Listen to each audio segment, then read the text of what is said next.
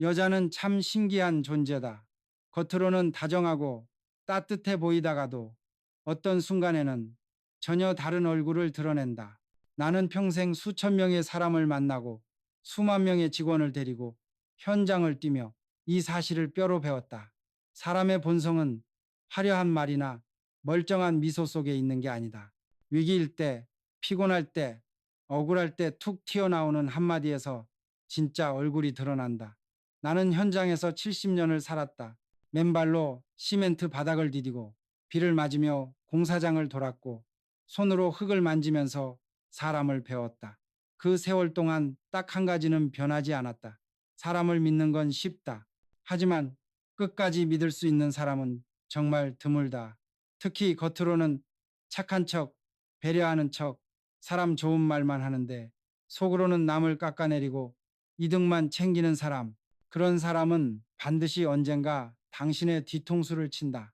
나는 그런 장면을 너무 많이 봤다.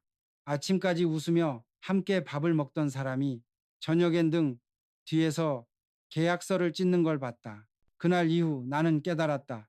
사업은 돈의 절반이고 사람 보는 눈이 나머지 절반이다. 우리가 인생에서 실패하는 이유 중 많은 게 사실 능력이 부족해서가 아니다. 사람을 잘못 믿어서다. 개인의 삶도 똑같다. 가정에서도, 동네 인간관계에서도, 친구끼리도 마찬가지다. 마음이 탁한 사람을 제때 걸러내지 못하면 그 한 사람이 평생 쌓아온 신뢰를 단숨에 무너뜨린다. 나는 늘 이렇게 말해왔다. 공장에는 설계도가 있고 건물에는 도면이 있다. 그런데 인생에는 뭐가 있느냐? 바로 사람의 마음이 설계도다. 그 마음이 탁하고 흐리면 아무리 머리가 좋고 능력이 뛰어나도 결국 관계는 무너지고 팀은 갈라지고 가정은 금이 간다. 반대로 마음이 맑은 사람은 조금 서툴고 느려도 결국은 주변을 살리고 관계를 살리고 끝에는 신뢰라는 벽돌을 한 장 한 장 쌓아 올린다. 나이가 들수록 돈보다 중요한 게 뭔지 알게 된다. 사람이다. 아니, 정확히 말하면 믿을 수 있는 사람이다. 돈은 잃어도 다시 벌 수 있다. 명예는 한 번 더 세울 수 있다. 하지만 신뢰는 한 번 무너지면 다시는 옛날처럼 돌아오지 않는다. 그래서 오늘 나는 평생의 경험으로 정리한 절대 가까이 하면 안 되는 마음이 탁한 사람의 특징을 이야기해 보려 한다. 나는 여자로 표현해 말하겠지만 이건 단순히 여자 이야기가 아니다. 남자도 친구도 동료도 심지어 가족 안에서도 똑같이 적용되는 이야기다. 당신이 누구를 곁에 두느냐에 따라 앞으로 남은 10년, 20년의 마음의 평온이 결정된다. 내가 한강변 현장을 맡았을 때의 일이다. 그 공사는 회사의 명운이 걸린 프로젝트였다. 낮에는 사람들 앞에서 사장님만 믿습니다라고 하던 이가 밤에는 협력업체를 돌며 이 계약 오래 못 간다. 준비해 돌아라며 다른 계산을 하고 있었다. 서류상 도장은 이미 찍혀 있었지만 마음은 우리 쪽에 없었던 거다. 결국 그 사람은 계약서까지 뒤집으려 했다. 나는 그 사건을 겪고 나서 뼈저리게 느꼈다. 종이는 믿을 수 있어도 마음은 확인하기 전까지 믿으면 안 된다는 걸. 그 이후로 나는 사람을 볼 때 그 사람이 얼마나 능력 있는가 보다 그 마음이 얼마나 탁한가 혹은 얼마나 맑은가를 먼저 봤다. 그게 사업의 절반이자 인생의 절반이라는 걸 그때 확실히 알았다. 사람을 잘못 보면 한순간에 무너진다. 반대로 사람을 제대로 보면 당신의 인생은 평생 편안해진다. 젊을 땐 이 말이 잘 안 들린다. 쓸데없이 예민한 소리처럼 들린다. 하지만 나이 들어보면 안다. 내 옆에 누가 서 있느냐가 결국 내 인생의 안전벨트인지 아니면 폭탄인지. 중요한 건 이거다. 마음이 탁한 사람을 구별할 줄 알면 진짜로 믿을 수 있는 사람을 붙잡을 수 있다. 좋은 사람 한 명이 인생을 바꾸는 법은 우리가 흔히 말하는 인맥과는 다르다. 인맥은 명함이 쌓이는 거고 신뢰는 사람이 쌓이는 거다. 명함은 필요할 때 꺼냈으면 그만이지만 신뢰는 어려울 때 옆에 남는다. 그래서 이건 사업보다 돈보다 더 값진 기술이다. 사실 이런 이야기는 책에서 가르쳐 주지도 않는다. 회사 교육에서도 안 가르친다. 그저 세월이 가고 뼈를 부딪히고 피를 흘려본 사람이 겨우 알아차리는 것들이다. 나는 이걸 그냥 넘어갈 수 없다. 시청자 여러분, 오늘 내가 들려줄 이야기는 단 한 사람이라도 인생에서 크게 다치지 않게 하기 위한 이야기다. 당신이 누구를 가까이 두고 누구와 선을 그어야 하는지 알게 된다면 그건 단순한 인간관계 관리가 아니라 인생의 안전장치를 갖추는 일이다. 끝까지 들으면 당신은 신뢰를 갉아먹는 사람과 평생 곁에 둘 사람을 구별하는 눈을 갖게 될 것이다. 나는 먼저 이렇게 묻고 싶다. 당신 곁엔 지금 어떤 사람이 서 있는가? 당신이 넘어졌을 때 조용히 손을 내미는 사람인가? 아니면 당신이 조금이라도 올라서면 그 발목을 잡아당기는 사람인가? 나이가 들수록 사람은 말보다 기운으로 기억된다. 어떤 사람 옆에 있으면 괜히 마음이 편하고 숨이 쉬어진다. 어떤 사람 옆에 있으면 이유 없이 긴장되고 나도 모르게 등을 고추 세우게 된다. 그건 우연이 아니다. 그건 당신이 이미 그 사람의 마음을 몸으로 읽어낸 것이다. 사람의 마음이 탁하면 그 탁함이 언어로만 나오는 게 아니다. 표정, 미소, 질문 하나하나에 스며 있다. 요즘 괜찮으세요? 라고 묻지만 그 말 안에는 걱정이 아니라 확인이 있다. 요즘 많이 힘들다면서요? 라고 말하지만 사실은 안부가 아니라 소문을 풀어내는 열쇠다.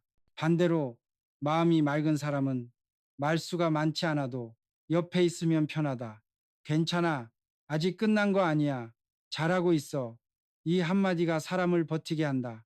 본격적으로 이야기를 시작하기 전에 한 가지는 분명히 해두자.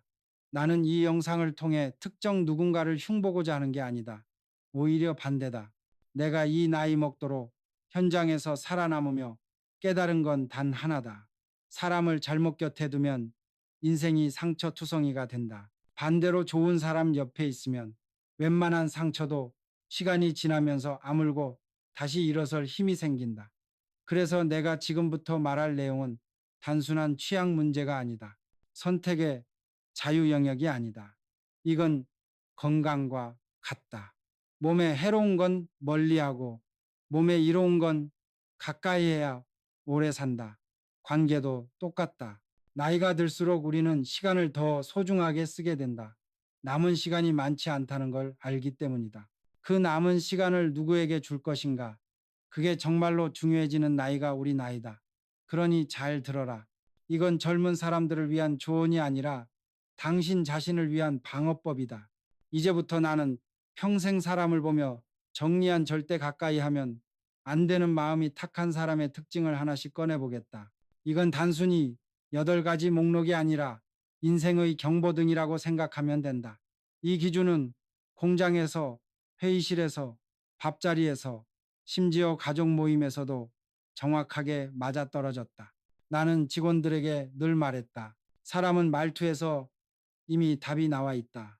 꾸며낸 예쁜 말이 아니라 습관처럼 나오는 말, 무심코 내뱉는 말, 누군가를 부르는 호칭 불평을 시작할 때의 첫 단어, 그 안에 그 사람의 진짜 설계도가 깃들어 있다. 듣기만 해도 알 수 있는 신호가 있다. 오늘 우리는 그 신호를 알아볼 거다. 당신에게 불길한 신호를 주는 사람과는 거리를 두고 반대로 당신의 마음을 지켜주는 사람은 붙잡아라. 그게 앞으로 남은 인생에서 가장 확실한 보험이다. 그리고 한 가지 더. 이 이야기를 듣다가 마음속에 어떤 얼굴이 떠오를 거다. 그 얼굴이 괜히 떠오른 게 아니다. 당신의 마음은 이미 알고 있다. 오늘은 그 마음이 스스로를 지켜도 괜찮다고 허락해주는 날이다. 사람을 수천 수만 명 만나며 확실히 배운 첫 번째 기준이 있다. 겉으로 아무리 단정하고 교양 있어 보여도 가족을 험담하는 여자, 그 한마디로 이미 답이 나온 사람이라는 것이다. 나는 평생 이 신호를 무시하지 않았다. 그리고 틀린 적이 거의 없었다. 왜냐하면 가장 가까운 사람, 가장 오래 함께한 사람, 내 사생활 깊은 곳을 알고 있는 사람을 향해 어떤 언어를 쓰는가는 그 사람의 마음의 질을 그대로 보여주기 때문이다.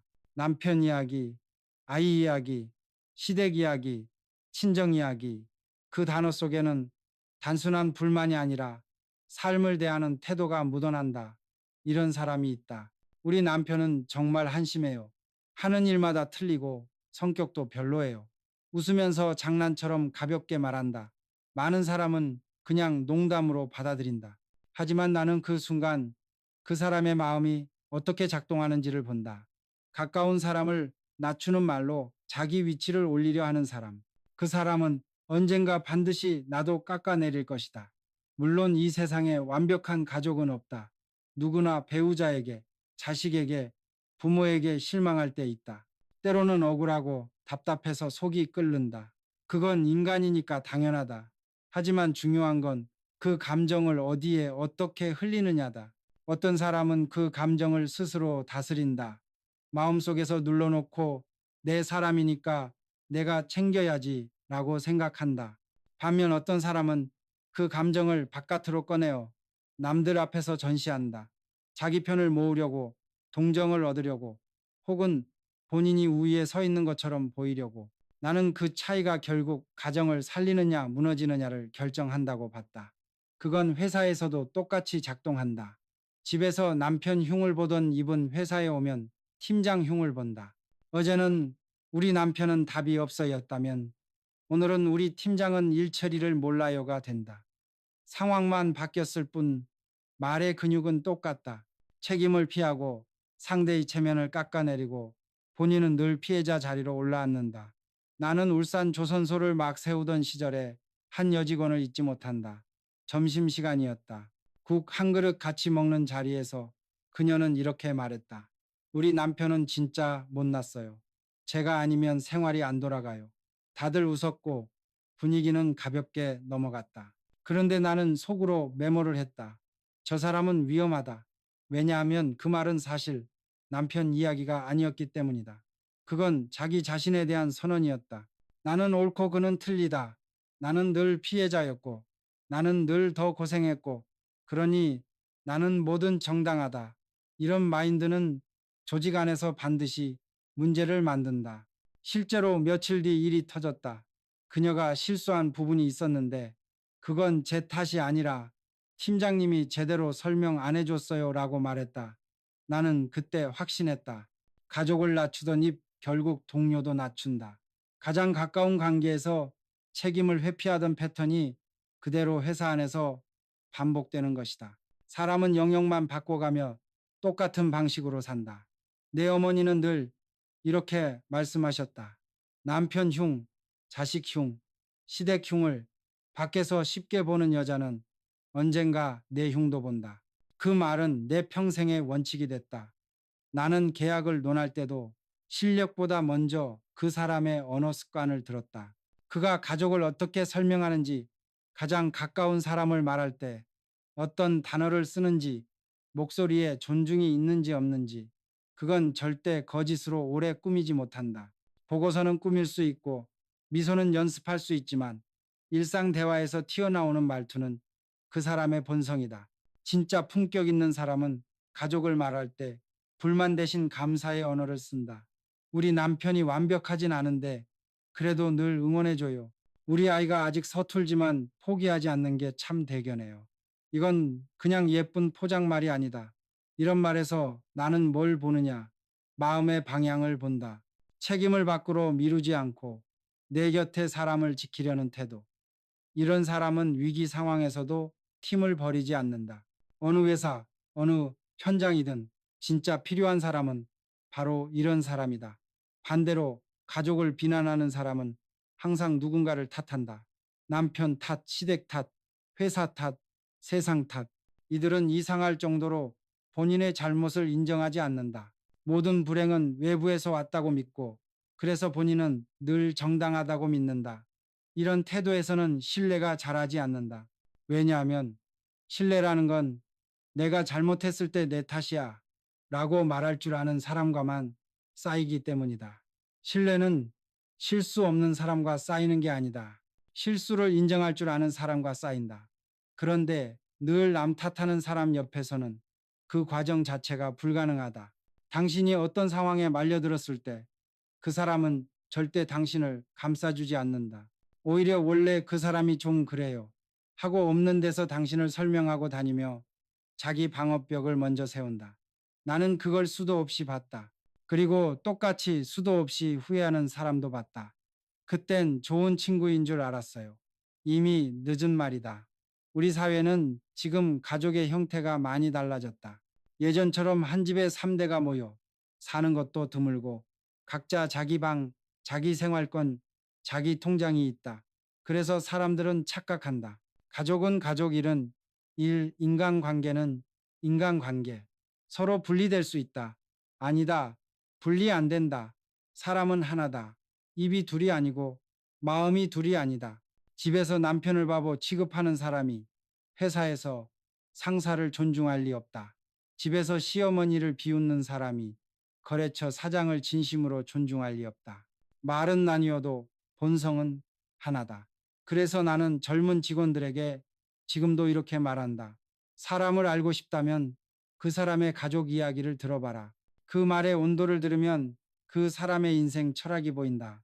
거기에는 교양도 학벌도 직급도 필요 없다. 그냥 밥자리에서 흘리는 몇 마디면 충분하다. 한편으로 우리는 이런 질문도 해야 한다.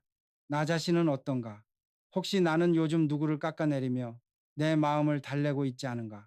그 사람 때문에 내가 힘들다라는 말을 너무 자주 하고 있지는 않은가? 그건 단순한 하소연 같지만 사실 내 마음속에 쌓인 쓸쓸함과 인정받지 못한 감정의 신호일 수도 있다. 우리가 누군가를 험담할 때 대부분의 뿌리는 미움이 아니라 서운함이다. 왜 나만 이렇게 버티고 있는데 아무도 몰라줄까? 그런데 문제는 그 서운함을 해결하기보다 험담으로 풀기 시작하면 결국 나까지 탁해진다는 것이다. 스스로도 모르게 관계를 무너뜨리는 편을 서게 된다.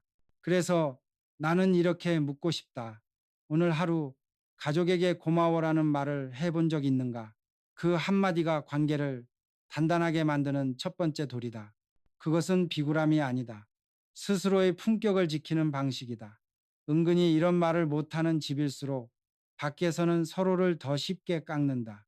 반대로 집안에서 서로의 고생을 인정해주는 집은 밖에 나가서 서로를 지킨다. 어느 쪽이 더 단단한 인생인지 말 안 해도 알 것이다. 정리하자. 가장 가까운 사람을 험담하는 여자는 결국 당신의 이름도 똑같이 험담할 사람이다. 그건 시간이 지나면 반드시 드러난다. 더 무서운 건 당신이 눈치채는 순간엔 이미 관계가 틀어졌다는 사실이다. 그러니 미리 알아봐야 한다. 그 사람의 말 한마디가 그냥 웃자고 한 소리인지 아니면 본성인지. 이 기준 하나만 제대로 붙잡아도 인생에서 크게 데일 일은 절반으로 줄어든다. 그리고 마지막으로 당신 자신에게도 물어봐라. 나는 지금 내가 사랑한다고 말하는 사람을 밖에서 어떻게 이야기하고 있는가?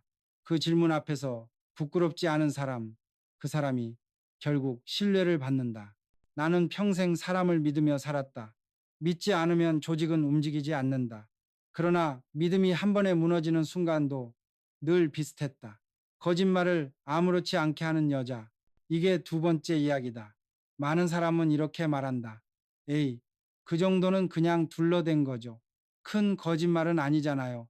하지만 내가 현장에서 본 건 정반대였다. 무너지는 신뢰는 언제나 작은 거짓에서 시작했다. 큰 배가 침몰할 때도 처음엔 머리카락 한 올만큼의 균열이었다. 마찬가지로 조직이나 관계가 깨질 때도 처음엔 오늘은 몸이 좀 안 좋아서요. 같은 사소한 말 한마디였다. 사람들은 그 작은 균열을 대수롭지 않게 넘긴다. 하지만 그게 쌓이고 굳어지면 결국은 관계 전체를 뒤틀어 버린다. 나는 수십 년 동안 똑같은 장면을 눈으로 봤다. 그래서 확신한다. 거짓말을 습관처럼 가볍게 여기는 사람은 언젠가 반드시 가장 중요한 순간에 당신을 배신한다. 그리고 그 배신은 언제나 예상보다 빠르고 예상보다 깊고 예상보다 크게 온다. 1970년대 중반이었다. 그 시절 나는 회사의 크고 작은 현장을 직접 챙겼다. 서류며 자금이며 일정까지 죄다 손으로 들고 뛰어다니던 때다. 그 중에 한 여직원이 있었다. 겉으로 보기엔 늘 밝고 성실했다. 인사도 잘하고 표정도 환하고 책임감 있어 보였다. 그런데 이상하게 작은 일마다 말이 자꾸 어긋나는 거다. 회의 자료를 제때 안 냈길래 왜 늦었나 하고 물으면 택배가 늦어서요. 라고 한다. 현장 점검에 빠져놓고선 갑자기 몸이 안 좋아서요 라고 한다.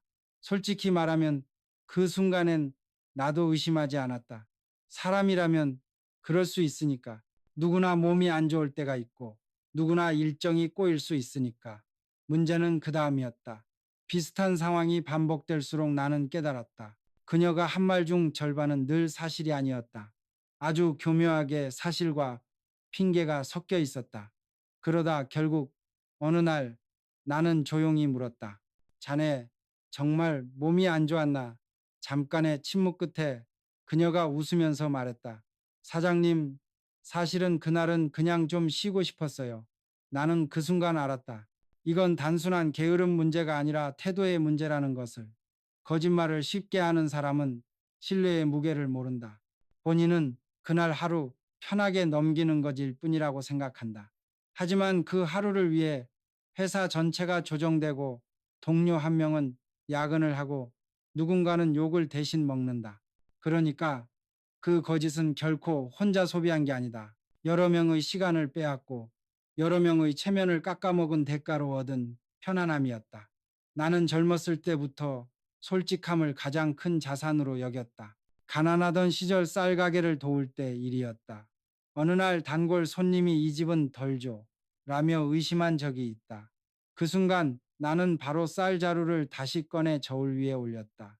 아닙니다라고 말로 설득하지 않았다. 눈앞에서 무게를 재서 보여줬다. 그날 이후 그 손님은 더 이상 의심하지 않았다. 그리고 그 한 번의 투명함이 동네의 신뢰를 불러왔다. 사람들이 돈을 들고 찾아왔다. 누구나 장사할 수 있는 시대였다.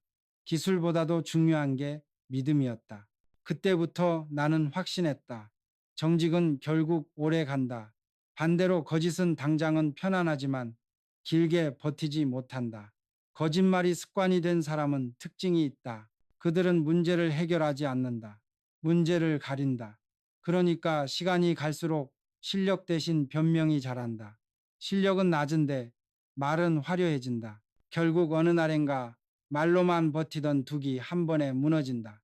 사람 사이의 신뢰는 공장에서 쓰는 콘크리트랑 비슷하다. 겉으로 보기엔 단단해 보인다. 하지만 안에 모래를 너무 많이 섞거나 물 비율을 속이거나 적당히 대충 굳혀버리면 처음엔 티가 안 난다. 멀쩡해 보인다.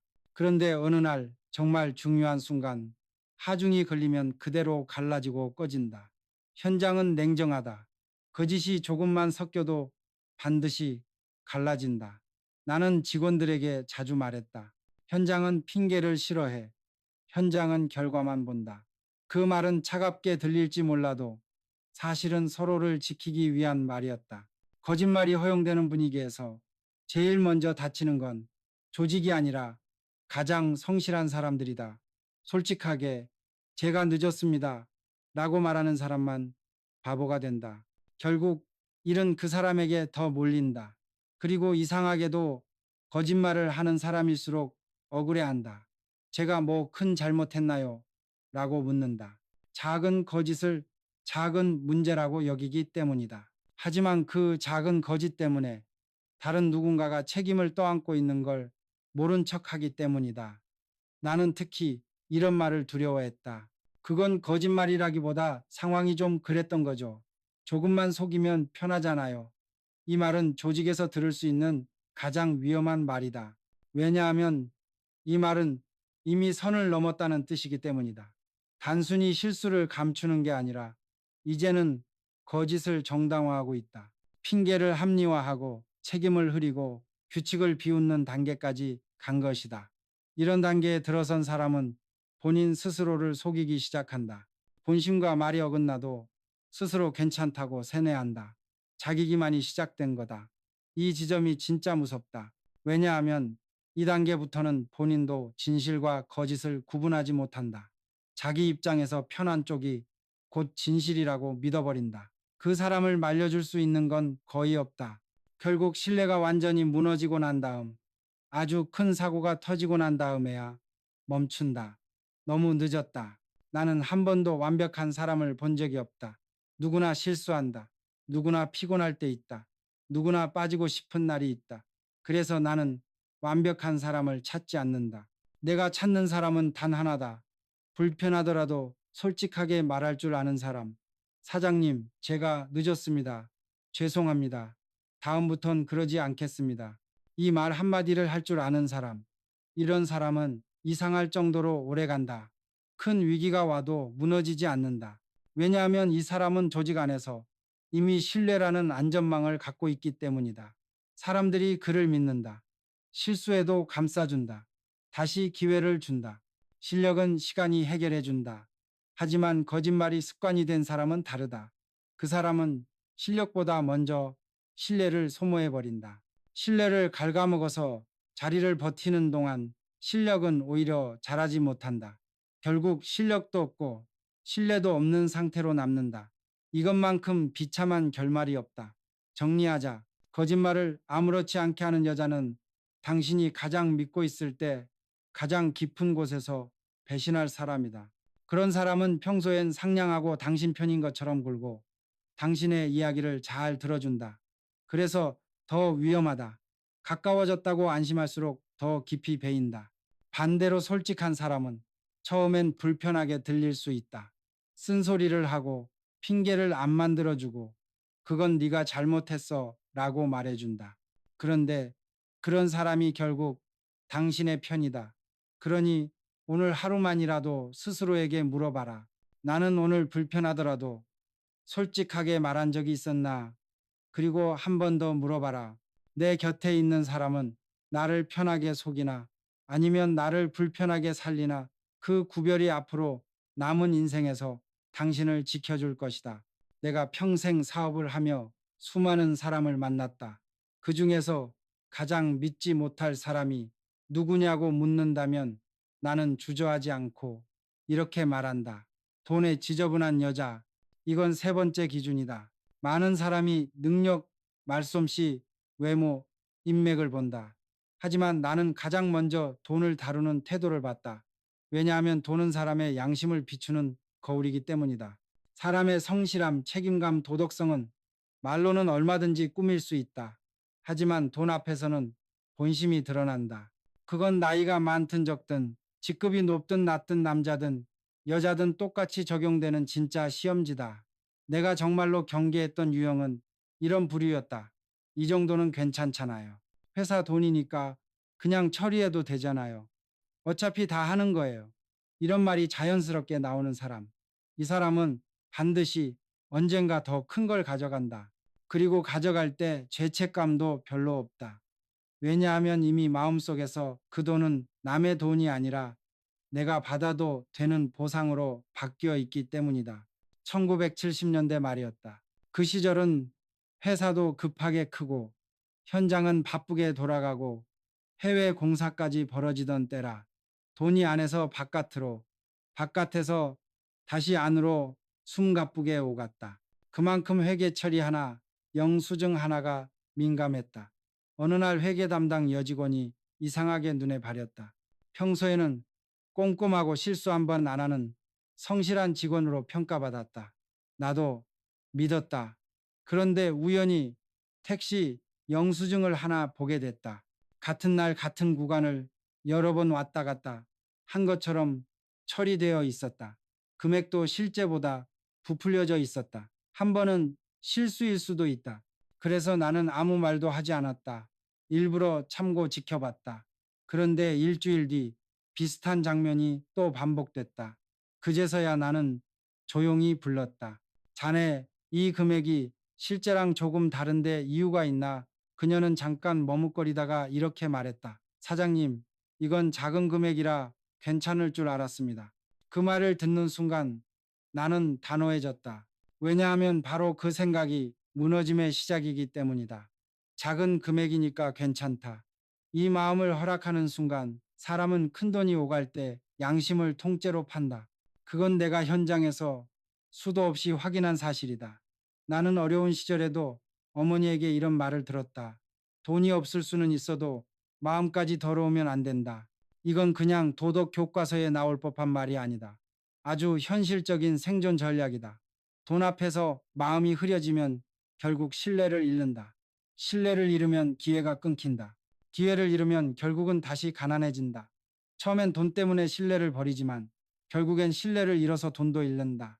그래서 나는 어떤 사람을 옆에 둘지 결정할 때 그 사람이 큰 돈을 벌 수 있느냐보다 작은 돈을 어떻게 다루느냐를 먼저 봤다.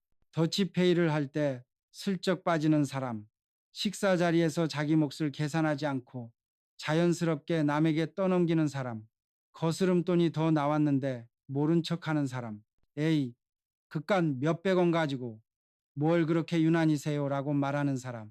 나는 그런 사람을 절대 중요한 자리에 두지 않았다. 왜냐하면 그건 돈이 아니라 태도의 문제이기 때문이다. 그리고 태도는 절대 상황이 바뀐다고 달라지지 않는다. 1만 원에서 저울질하는 사람은 1억 앞에서도 같은 저울을 쓴다. 크기만 달라질 뿐 본질은 똑같다. 사람은 누구나 돈과 연결돼 있다. 가정에서든 친구 사이에서든 모임에서든 회사에서든 결국 돈 얘기를 마주 한다. 그래서 돈에 대한 태도는 핑계댈 곳이 별로 없다. 드러나게 돼 있다. 예를 하나 들어보자. 밥을 먹고 계산대에 섰을 때 어떤 사람은 자연스럽게 카드부터 꺼낸다. 오늘은 내가 살게. 그 말 뒤에는 체면을 세우려는 허세만 있는 건 아니다. 정말 고마워서 그럴 때도 있다. 그런데 또 어떤 사람은 매번 계산할 타이밍이 되면 화장실에 간다. 다른 날엔 내가 현금이 없네. 다음에 할게라고 한다. 그리고 그 다음은 오지 않는다. 나는 이런 모습을 가볍게 넘기지 않았다. 왜냐하면 그건 돈 때문이 아니라 관계에 대한 태도이기 때문이다.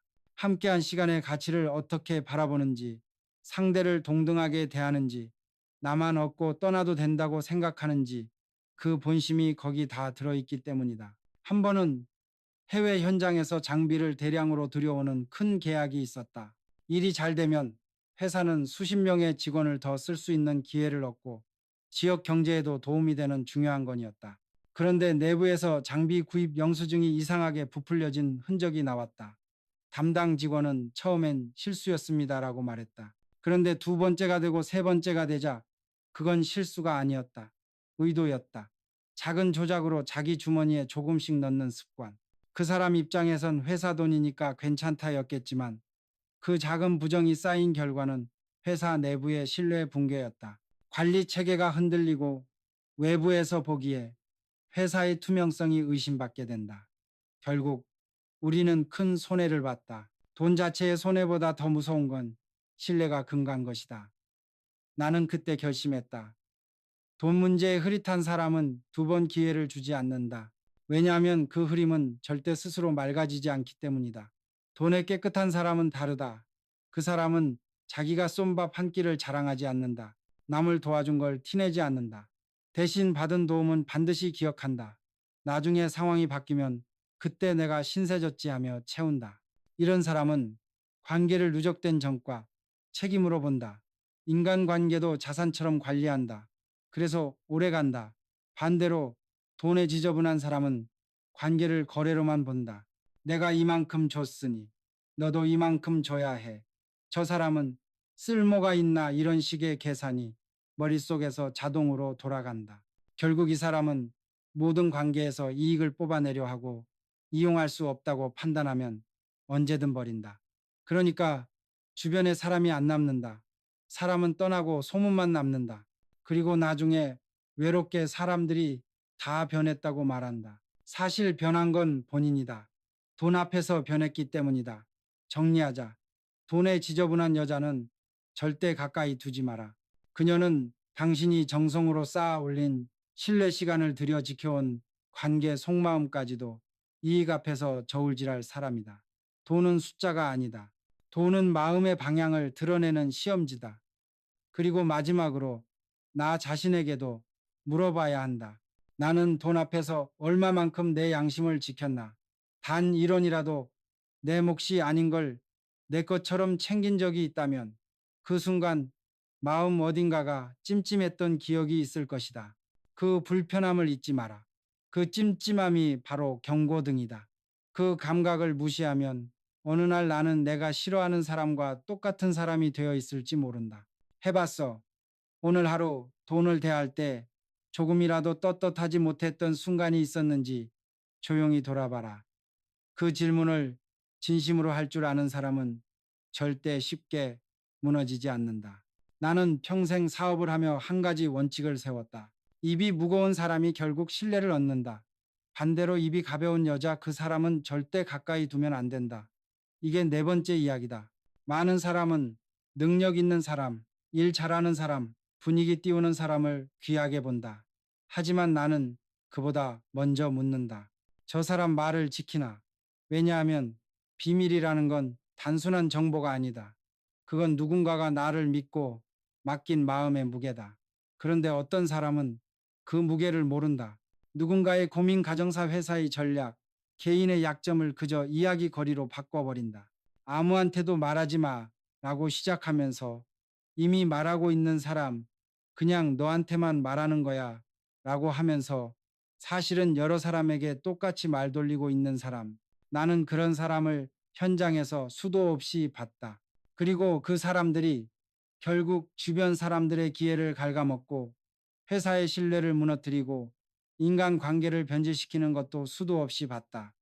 1970년대 후반 해외 수주를 앞두고 회사의 미래가 걸린 입찰이 있었다. 그땐 모든 게 치열했다. 단가를 얼마나 낮출지, 인건비를 어디까지 줄일 수 있는지, 장비 조달 계획을 어디에서 어떻게 가져올지, 이런 건 절대 밖으로 새면 안 되는 정보다. 왜냐하면 그 숫자 하나가 수백 명의 일자리를 결정하고 회사 한 해 실적을 뒤바꾸기 때문이다. 그래서 나는 극소수에게만 가격 전략을 공유했다. 이건 소문이 나면 끝이다. 그런데 일주일도 지나지 않아 이상한 낌새가 돌았다. 경쟁사가 마치 우리 머릿속을 들여다본 것처럼 움직이는 거다. 나는 직감했다. 안에서 새 나갔구나.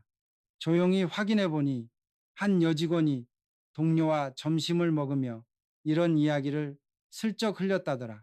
그쪽에선 이번에 가격을 많이 낮춘대. 우리가 생각하는 것보다 공격적이야. 그녀는 나중에 이렇게 말했다. 그냥 잡담이었어요. 누가 진짜로 밖에다 옮길 줄 몰랐어요. 그런데 그냥 잡담 한마디 때문에 몇 달 동안 준비한 전략이 흔들렸고 수십 명이 다시 처음부터 밤새워 자료를 만들었다. 그녀는 그 사실을 잘 이해하지 못했다. 왜냐하면 입이 가벼운 사람은 자신이 만든 파문의 크기를 체감하지 못한다.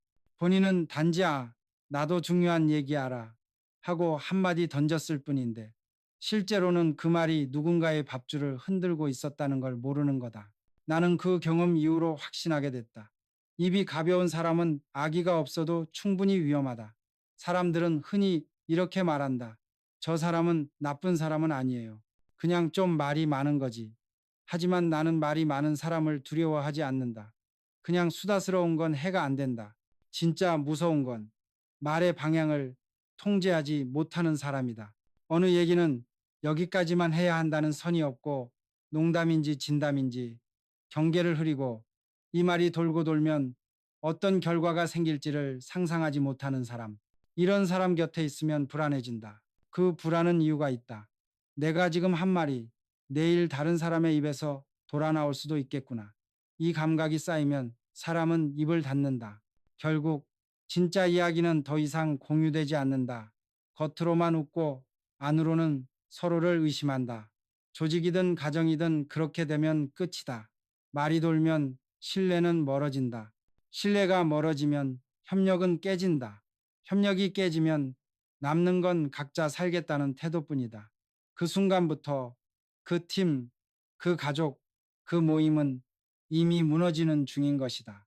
입이 가벼운 사람의 특징은 몇 가지가 있다. 첫째, 늘 비밀을 선물처럼 휘두른다. 너는 아직 모르지 나만 아는 건데 이 말 속에는 타인을 향한 배려가 없다. 오히려 자신의 존재감을 드러내려는 심리가 있다. 저 사람은 자기 가치를 스스로의 실력으로 증명하지 못하니까 정보로 증명하려고 한다. 정보가 곧 힘이라고 믿는 거다. 둘째, 불필요하게 누군가의 상처를 꺼내와서 재확인한다. 걔 남편 요즘도 그러냐? 그 집 사정 좀 안 좋다며 듣는 사람은 대답이 불편하다. 그런데도 묻는다. 왜냐하면 그 사람에게 그건 그냥 흥미거리일 뿐이기 때문이다. 셋째, 책임을 부인한다. 나중에 일이 커지면 나는 그냥 들은 걸 얘기한 건데 내가 뭘 잘못했어 라고 말한다. 이 말은 무책임의 마지막 방어선이다. 이런 태도는 아주 조심해야 한다. 이 말은 결국 나는 아무 책임도 질 생각이 없다는 선언과 같다. 책임을 지지 않는 사람에게 중요한 이야기를 맡기는 순간 그건 이미 새어나간 거다. 나는 시간이 지날수록 깨달았다. 입이 가벼운 사람은 실력과 기회를 잃는다. 왜냐하면 중요한 자리는 항상 조용한 사람에게 간다. 조용하다는 건 말수가 없다는 뜻이 아니다. 말의 무게를 아는 사람이라는 뜻이다. 어떤 이야기는 삼켜야 한다는 걸 알고 있고 그걸 지키기 위해 불편을 감수할 줄 아는 사람. 이 사람 옆에는 자연스럽게 사람들이 모인다. 고민을 나누고 계획을 공유하고 위기일 때 도움을 청한다. 그래서 이 사람은 점점 더 중요한 중심으로 들어간다. 반대로 입이 가벼운 사람은 처음엔 인기가 있다. 소식통이니까 어디 가나 환영받고 걔한테 물어보면 다 안다라는 소리도 듣는다. 그런데 시간이 지나면 이상하게 점점 중요한 이야기에서 빠진다. 아무도 진짜 얘기를 하지 않는다. 결국 주변에 남는 건 얕은 관계뿐이다. 많이 알고 많이 떠들지만 정작 아무도 자기 인생을 맡기지 않는 외로운 사람이 된다. 나는 수십 년 동안 똑같은 결말을 봤다. 어떤 사람들은 이렇게 말한다. 저는 그냥 솔직해서 그래요. 생각나는 대로 말해요. 하지만 솔직함과 무책임함은 다르다. 솔직한 사람은 사실을 말하지만 상대의 상처를 고려한다. 그리고 해야 할 말과 하면 안 되는 말을 구분한다. 반면 입이 가벼운 사람은 감정을 사실처럼 흘린다.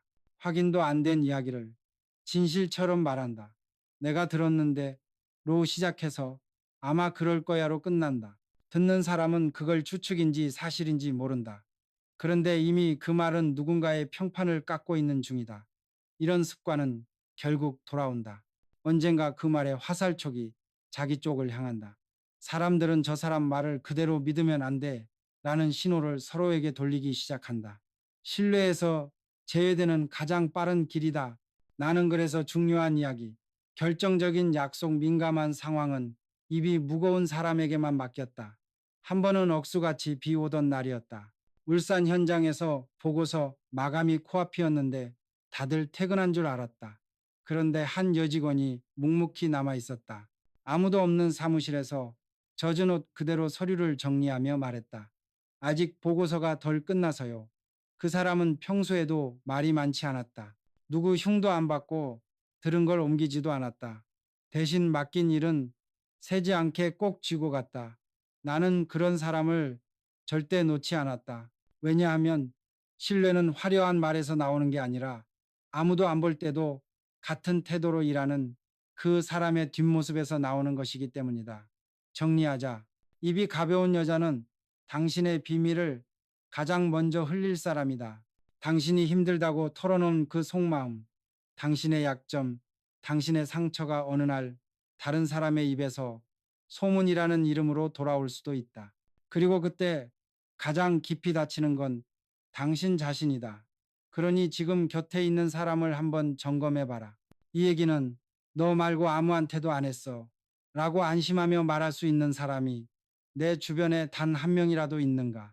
그리고 나는 누군가에게 그런 사람이 되어주고 있는가? 우리는 모두 누군가의 비밀을 맡고 살아간다. 그 무게를 지켜본 사람만이 진짜 신뢰를 얻는다. 평생 수많은 사람을 가르치고 꾸짖고 또 일으켜 세워봤다. 사무실에서, 현장에서, 식당 구석 테이블에서, 새벽 회의 자리에서 별별 장면을 다 겪었다. 그 과정에서 단 하나 분명하게 느낀 게 있다. 지적을 받으면 화내는 여자, 그 사람은 절대 성장하지 않는다. 이게 다섯 번째 기준이다. 사람은 누구나 실수한다. 그건 흠이 아니라 인간이라는 증거다. 중요한 건 실수가 아니다. 그 실수를 대하는 태도다. 누구는 감사합니다. 다음엔 고치겠습니다. 라고 말하며 한 걸음 나아간다. 누구는 왜 저만 뭐라고 하세요? 라며 곧바로 방어막을 치고 얼굴이 굳는다. 둘의 차이는 단순한 성격 차이가 아니다. 인생을 대하는 방식의 차이다. 그리고 그 방식은 시간이 갈수록 벌어진다. 한쪽은 쌓이고 단단해지고 결국 신뢰를 얻는다. 다른 쪽은 늘 제자리에서 억울해하고 결국 외로워진다. 1980년대 초 우리가 급하게 커나가던 시절이었다. 조직이 커지는 속도가 사람의 내면이 커지는 속도보다 더 빨랐다. 이런 때는 작은 실수가 큰 사고로 이어지기 쉽다. 어느 현장에서 서류 정리가 제대로 안 되어 큰 혼선이 난 일이 있었다. 계약 일정 장비 반입, 계획 안전 점검 결과가 한데 섞여버려 현장 전체가 잠깐 멈출 뻔했다. 나는 담당 여직원을 불렀다. 이건 이렇게 정리하면 안 되지. 다음엔 순서를 명확히 해야 해. 사실 목소리를 높이지도 않았다. 그건 야단이 아니라 안내였다. 그런데 그녀는 이렇게 말했다. 다른 사람들도 다 이렇게 합니다. 왜 저만 문제 삼으세요? 그 말 한마디에서 나는 바로 알았다. 아, 이 사람은 여기서 멈추겠구나. 그 후로도 그녀는 비슷한 실수를 반복했다. 흥미로운 건 그 실수의 크기가 아니었다. 문제는 태도였다. 본인이 잘못한 부분을 자기가 잡지 않고 시스템 탓, 일정 탓, 다른 사람 탓으로 돌리는 그 자세. 그 자세는 결국 주변의 신뢰를 지워버렸다. 쟤는 얘기해봐야 소용없다. 이 말이 돌기 시작하면 그 사람은 이미 팀에서 고립된 거다. 나는 젊었을 때 정말 많이 혼났다. 설계 도면을 가져갔더니 이선은 왜 이렇게 헐겁게 처리했어? 다시 해와라며 면전에서 도면이 돌돌 말려 내 이마에 툭 맞은 적도 있다. 지금 같으면 인격이 어쩌네, 존중이 어쩌네 말이 많았겠지만 그때는 그게 당연했다. 자존심은 상했다. 특히 내 나름대로 밤새워 준비한 건데 허술하다는 말을 들으면 속이 끓는다. 그런데 나는 이상하게 그 말이 억울하다기보다 부끄러웠다.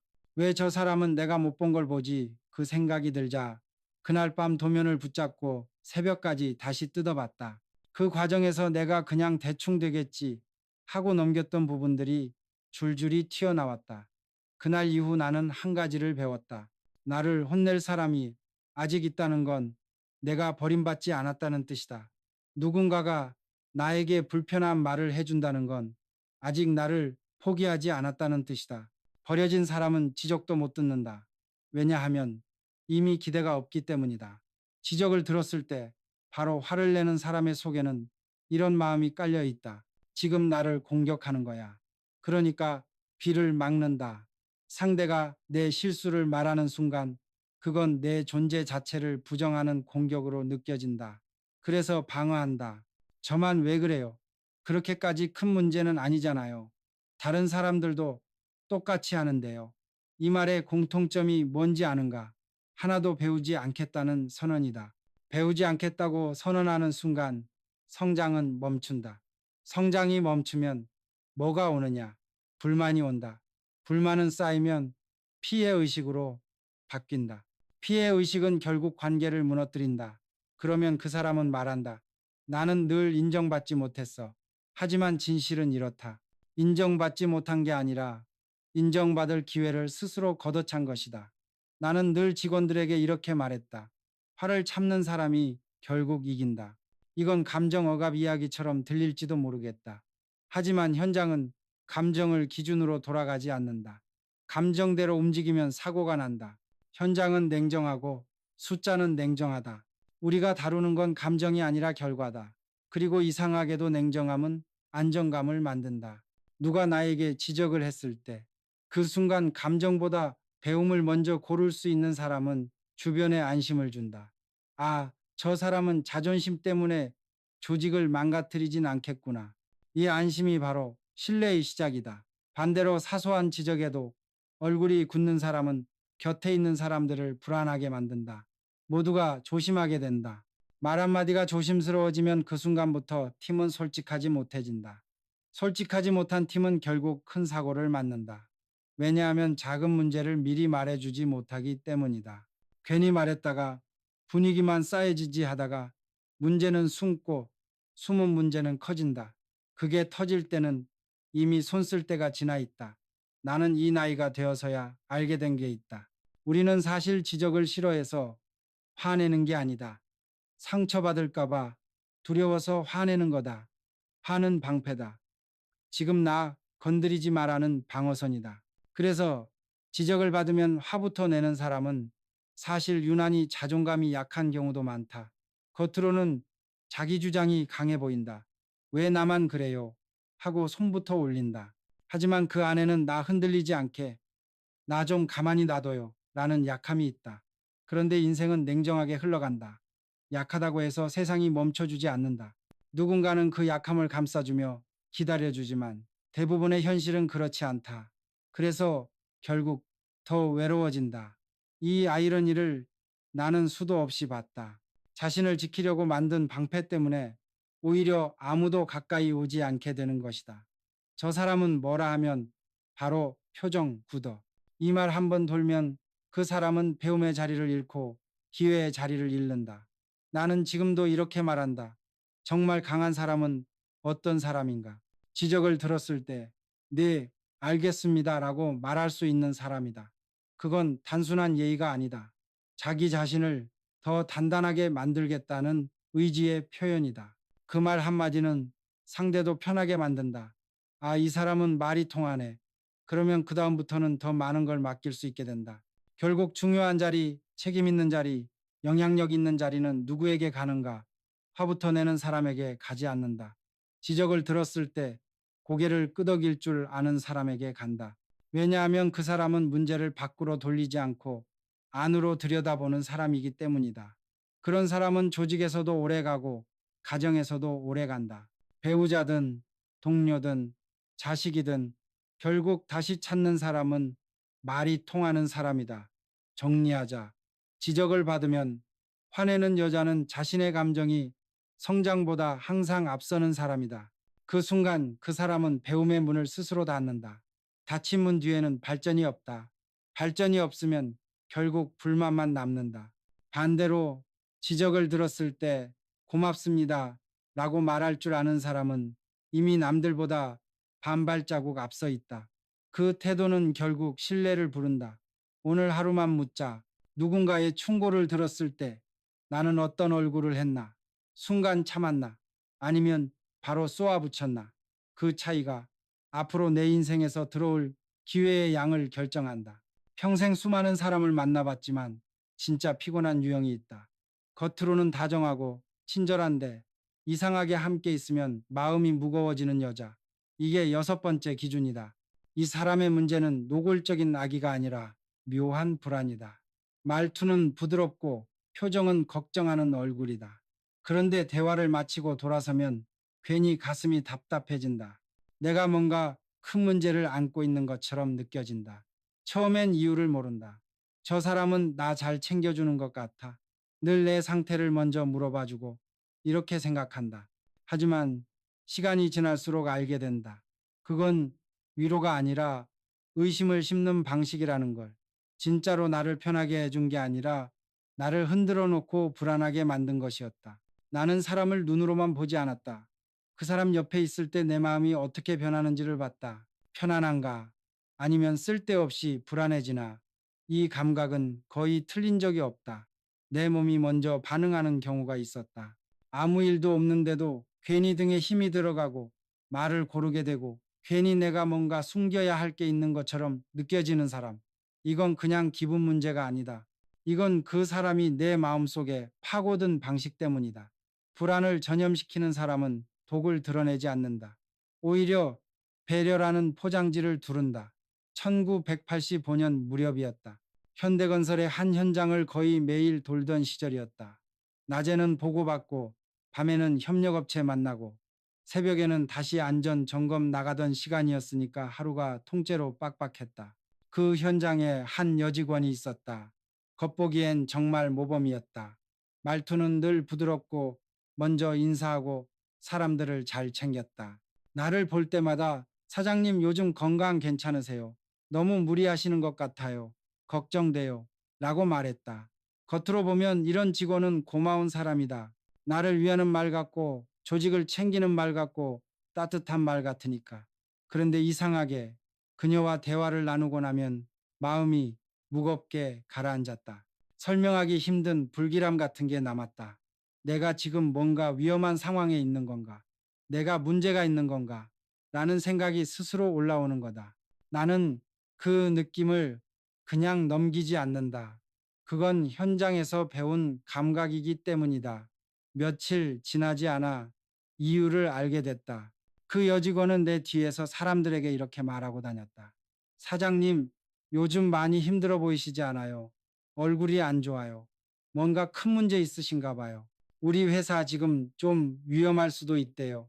들으면 전부 걱정처럼 들린다. 공격도 아니고 험담도 아닌 것처럼 들린다. 그런데 그 말은 곧바로 소문이 된다. 요즘 회사 문제 있는 거 아니래. 위에서 흔들린대. 이 말은 현장을 불안하게 만들고 불안은 바로 숫자에 반영된다. 협력업체가 거래 조건을 바꾸려 들고 인력들이 다른 쪽도 알아보겠다는 움직임을 보이고 사내 분위기는 괜히 웅성웅성해진다. 즉, 한 사람의 걱정하는 척, 이 실제로 조직 전체의 신뢰와 집중력을 흔든 것이다. 나는 그때 절감했다. 불안을 퍼뜨리는 사람은 아무리 겉으로 친절해도 결국 독이 된다. 그들은 내가 널 걱정해서 하는 말이야 라고 말하지만 실제로는 걱정을 심는다. 진짜로 누군가를 걱정한다면 그 사람의 마음이 편해지게 만들어야 한다. 그런데 불안을 심는 사람은 반대로 한다. 듣는 사람의 마음을 무겁게 만든다. 그 무게 덩어리를 여러 사람에게 옮겨다 붙인다. 결국 사람들 사이에 보이지 않는 긴장이 깔리게 된다. 이런 긴장이 쌓이면 이상한 일이 벌어진다. 사람들은 서로를 덜 믿기 시작한다. 미래를 덜 믿고 결정권자를 덜 믿는다. 그럼 조직은 위기 상황이 오지도 않았는데 위기 모드로 돌아가기 시작한다. 관계도 마찬가지다. 가정에서도 이런 사람이 있다. 당신 요즘 애들한테 너무 무심한 거 아니야? 내가 보기엔 애들이 많이 불안해해. 이 말이 정말 애들을 위한 말일까? 아니면 배우자의 죄책감을 키우는 말일까? 들은 사람의 마음이 편해지는지 무거워지는지를 보면 답이 나온다. 이런 유형의 공통점은 세 가지가 있다. 첫째, 늘 괜찮아요로 시작한다. 말끝마다 걱정을 붙인다. 그 결정 너무 위험하지 않아요. 그 사람 믿어도 돼요.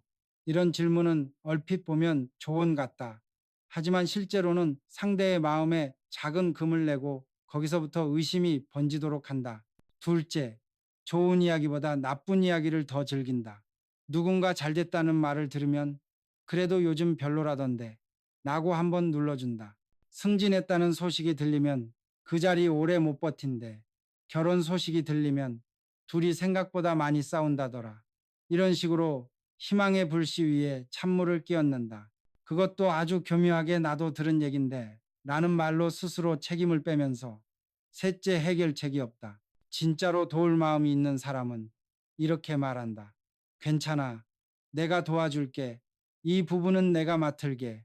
그런데 불안을 옮기는 사람은 늘 말만 던진다. 이거 큰일 되는 거 아니죠? 어쩌저로 끝낸다. 문제를 풀어주지 않는다. 문제의 무게만 건네준다.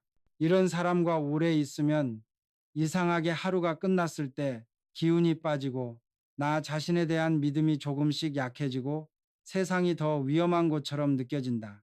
심리학에서도 사람의 감정은 옮겨간다고 말한다.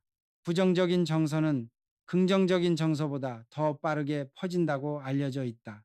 우리는 본능적으로 위험 신호에 더 민감하게 반응하도록 진화해 왔기 때문이다. 그래서 조심해 큰일 난다더라. 요즘 분위기 안 좋아. 같은 말은 쉽게 기억에 남고 마음속에 오래 남는다. 반면 잘 될 거야. 괜찮아. 네가 할 수 있어. 같은 말은 듣고 고개 끄덕이고 나면 금방 사라진다. 사람의 뇌는 부정적인 신호를 위험 경보로 인식하고 우선순위에 올려둔다. 결국 불안을 주입하는 사람 옆에 오래 있으면 본인 인생까지 위기처럼 느껴진다. 실제로 위기가 아니라도 이미 내 마음은 비상등이 켜진 상태로 하루를 산다. 몸이 그 긴장을 견디다 보면 잠이 얕아지고 사람을 덜 믿게 되고 나도 모르게 방어적으로 변한다. 그러면 주변 사람과의 관계에서도 부드러움이 사라진다. 결국은 내가 그 독을 다시 옮기는 사람이 되어버리기도 한다. 나는 그래서 이런 사람을 절대 가까이 두지 않았다. 능력이 없어서가 아니라 위험해서다. 조직은 이미 치열하고 거칠고 때로는 잔인할 만큼 바쁘다. 현장은 애초에 고되고 위험하다. 그런 곳에서 우리가 서로에게 줘야 하는 것은 불안이 아니라 안정이다. 괜찮아. 이건 우리가 같이 넘을 수 있어. 지금 이 정도면 아직 버틸만해. 너무 겁먹지 마. 이런 말은 단순한 예쁘게 포장된 위로가 아니다. 실제로 팀을 살리고 가정을 지키는 말이다. 내 어머니는 늘 이렇게 말씀하셨다. 입으로 걱정하는 사람보다 손으로 도와주는 사람이 진짜다. 나는 그 말을 평생 가슴에 품고 살았다. 정말 사람을 걱정한다면 그 사람의 마음을 편하게 만들어주려고 한다. 너 불안하지? 그래, 불안한 게 맞아라고 확인해 주는 게 아니라 괜찮아. 너 혼자가 아니야라고 등을 만져준다. 그 차이가 결국 관계를 살리느냐 무너뜨리느냐를 나눈다. 정리하자. 함께 있으면 막연히 불안해지는 여자는 결국 자기 안에 쌓인 의심과 불안을 타인에게 옮기는 사람이다. 그 옆에 오래 있으면 당신 마음도 결국 금이 간다. 아무 일도 안 했는데 스스로 흔들리게 된다. 반대로 진짜 좋은 사람은 당신 옆에서 숨을 고르게 만들어준다. 조용히 괜찮아. 아직 안 끝났어. 라고 말해주는 사람.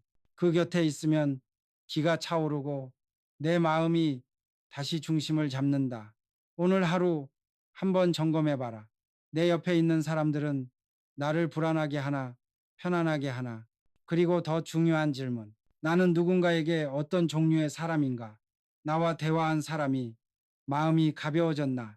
아니면 더 불안해졌나? 그 답이 곧 내가 어떤 인간인지 말해준다. 사람의 진짜 인품은 언제 드러나는가? 평생 수천 명을 지켜보면서 나는 확신하게 됐다. 약한 사람에게 어떻게 대하느냐? 그 순간이 그 사람의 본 모습이다. 그래서 일곱 번째 기준은 이거다. 약한 사람에게 강한 여자. 이런 사람은 절대 가까이 두면 안 된다. 왜냐하면 그 사람은 결국 언젠가 당신에게도 그렇게 할 사람이기 때문이다. 사람은 누구나 위로는 예의 바르게 군다. 힘 있는 사람 앞에서는 존댓말이 나오고 표정이 부드러워진다. 그건 본능이다. 하지만 아래를 향할 때, 나보다 약한 사람을 대할 때 도움이 필요한 사람 앞에서 나오는 표정과 말투는 본능이 아니다. 그건 인격이다. 나는 그 차이를 너무 많이 봤다. 그리고 그 차이가 결국 그 사람의 수명을 결정하는 것도 수없이 봤다. 능력보다도 머리보다도 스펙보다도 오래가는 건 결국 품격이었다. 1970년대 초였다. 회사가 급격히 커지던 시절이라 하루에도 수백 명의 인력이 드나들었다. 그때 나는 새벽마다 현장을 돌았다. 왜냐하면 사무실 보고서만 보고 있으면 안 보이는 진짜 분위기가 새벽 현장에 있기 때문이다. 그 현장은 온도처럼 말해준다. 어디가 굳어가고 어디가 금이 가고 있는지. 그 중에 한 여직원이 있었다. 나를 볼 때마다 깍듯하게 인사했다. 사장님, 정말 존경합니다. 늘 배우고 있습니다. 표정도 환하고 일에 대한 욕심도 있었고 윗사람들 앞에서는 그야말로 모범이었다. 그런데 어느 날 우연히 그 여직원이 막내 사원과 청소하는 아주머니를 다그치는 모습을 보게 됐다. 이런 것도 제대로 못해요. 빨리 치우라니까요. 사장님 오시잖아요. 그 말투는 날카로웠고 상대를 사람으로 대하는 게 아니라 도구로 취급하고 있었다. 나는 그걸 한번 보고 바로 알았다. 저 사람은 오래 못 간다. 능력이 없어서가 아니다. 이미 무너지고 있었기 때문이다. 신뢰는 위에서 내려오는 게 아니라 아래에서 올라오는 거라는 걸 모르는 사람은 결국 자기 자리를 못 지킨다. 그 예감은 틀리지 않았다. 그 직원을 좋게 보던 간부들도 시간이 지날수록 고개를 저었다. 왜냐하면 아랫사람들이 그 직원 곁에 붙지 않았다. 보통 유능한 사람 곁에는 자연스럽게 사람들이 모인다. 배우려는 마음이 생기기 때문이다. 그런데 이 경우는 달랐다. 다들 피했다. 저 사람 옆에 있으면 내가 상처난다는 걸 모두가 알고 있었다. 결국 그 직원은 성과는 냈지만 신뢰를 잃었다. 그리고 신뢰를 잃으면 승진은 잠깐 가능해도 오래 버티지 못한다. 조직이라는 건 밖에서 보면 위가 강해 보이지만 실제로는 아래가 떠받쳐주는 구조다. 아래에서 마음을 떼버리는 순간 사실상 기반을 잃는다. 집이 아무리 화려해도 기초가 무너지면 끝나는 것처럼 나는 직원들에게 늘 말했다. 진짜 품격은 너보다 약한 사람에게 어떻게 말하느냐에 달려있다. 현장에서 땀 흘리는 기술자 식당, 아주머니 경비 아저씨 사무실 막내, 이분들이 없으면 회사도 가정도 사회도 굴러가지 않는다. 그런데 어떤 사람은 그걸 모른다. 본인 자리를 자격이라고 착각하고 내가 위니까 너는 아래지라는 식으로 살아간다. 교만은 조용히 시작된다. 그 정도도 못해. 그 나이 먹고 그거 하나 못해. 내가 몇 번을 말했어. 이런 말들이 습관처럼 입에 붙어 있는 사람. 이런 사람은 겉으로 보기엔 단단해 보일지 몰라도 사실은 굉장히 불안한 사람이다. 왜냐하면 자기 가치를 스스로 인정받지 못하니까 상대를 눌러서라도 자기 위치를 확인하려 드는 거다. 그건 강함이 아니라 약함이다. 진짜 강한 사람은 자기 위치를 확인하려고 남을 누를 필요가 없다. 나는 해외 현장에서도 비슷한 모습을 봤다. 한 번은 현지 노동자 한 명이 장비를 잘못 다뤄서 손실이 생겼다. 그건 분명 실수였다. 그냥 덮을 일은 아니었다. 그런데 그때 한 여직원이 이렇게 소리쳤다. 이 나라 사람들은 왜 이렇게 무책임해요? 이 정도도 못하면서 돈은 다 받아가잖아요. 나는 그 순간 바로 그녀를 불렀다. 자네 방금 한 그 한 문장, 그게 회사를 무너뜨린다. 그녀는 어리둥절했다. 제가 뭘 그렇게 잘못 말했나요? 그녀는 몰랐다. 그 말이 단순한 꾸중이 아니라 상대의 자존을 공격한 거라는 걸. 공사 현장은 늘 위험하다. 사고 한 번 나면 목숨이 달렸다.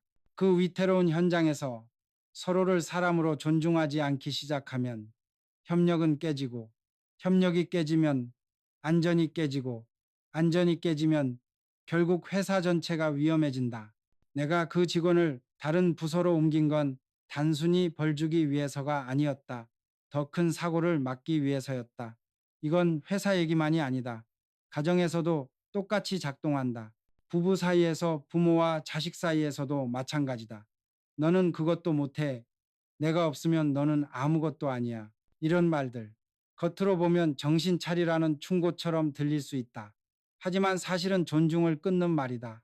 존중이 끊어진 관계는 언젠가 반드시 부서진다. 나이가 들수록 명심해야 한다. 말투는 습관이 된다. 습관은 분위기가 된다. 분위기는 그 집안의 공기가 된다. 그 공기 속에서 자란 사람은 언젠가 똑같은 말투로 나에게 되돌려준다. 내가 약했을 때, 내가 아플 때, 내가 기운이 없을 때 그들이 내게 같은 방식으로 말한다. 이제 나이 먹고 왜 그거 하나도 못해? 결국 인생은 돌고 돈다. 약한 사람을 깎아내리며 쌓은 언어는 결국 자기 노년의 대접으로 돌아온다. 그걸 모르면 정말로 나중에 외롭다.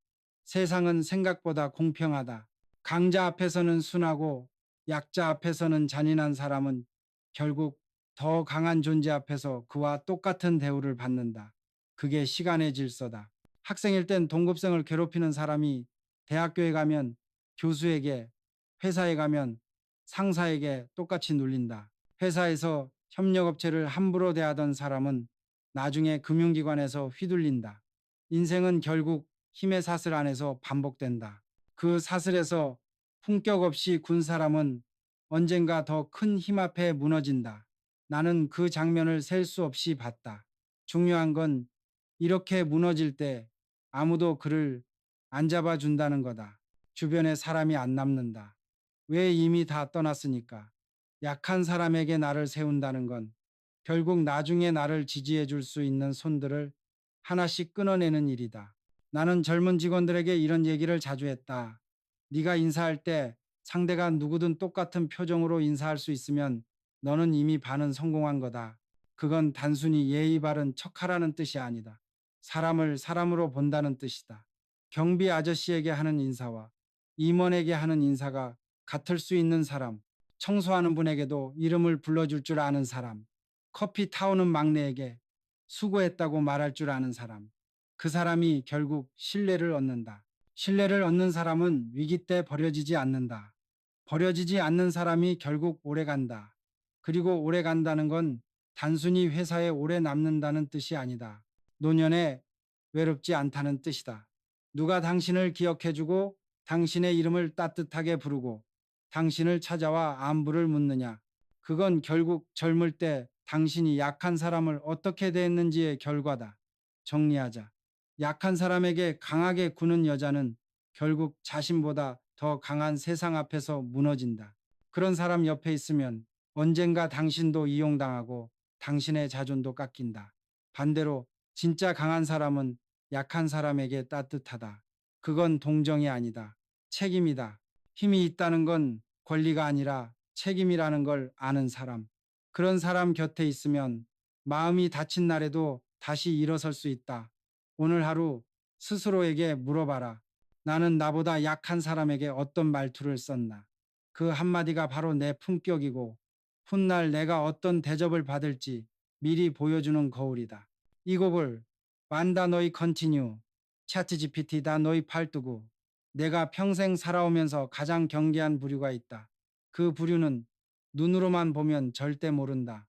말만 들으면 오히려 칭찬하고 싶어진다. 겉으로는 다정하고 공손하고 예의 있고 책임감 있어 보인다. 그런데 뒤에서는 전혀 다른 얼굴을 하고 있다. 여덟 번째 기준이다. 겉과 속이 다른 여자. 나는 단호하게 말한다. 이 사람은 절대 가까이 두면 안 된다. 왜냐하면 이 유형은 다른 사람의 신뢰를 자신을 위한 연료로 쓴다. 겉에서는 사장님, 정말 존경합니다. 늘 배우고 있습니다. 라고 말하고 돌아서면 요즘 저 리더십으로는 안 통하지라며 남의 신뢰를 갉아먹는다. 친절을 무기로 쓴다고 해야 할까?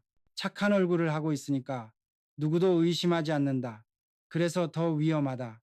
이런 사람은 관계를 쌓는 게 아니라 관계를 거래한다. 그리고 거래는 언제든 깨도 된다고 믿는다.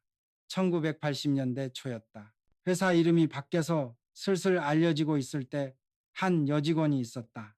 서류 정리도 누구보다 깔끔했고 회의 자리에서도 언제나 네, 알겠습니다. 책임지고 하겠습니다라고 대답하던 사람이었다. 위 사람들에게는 언제나 정중했다. 상사들의 호감을 사는 법을 본능적으로 아는 사람이었다.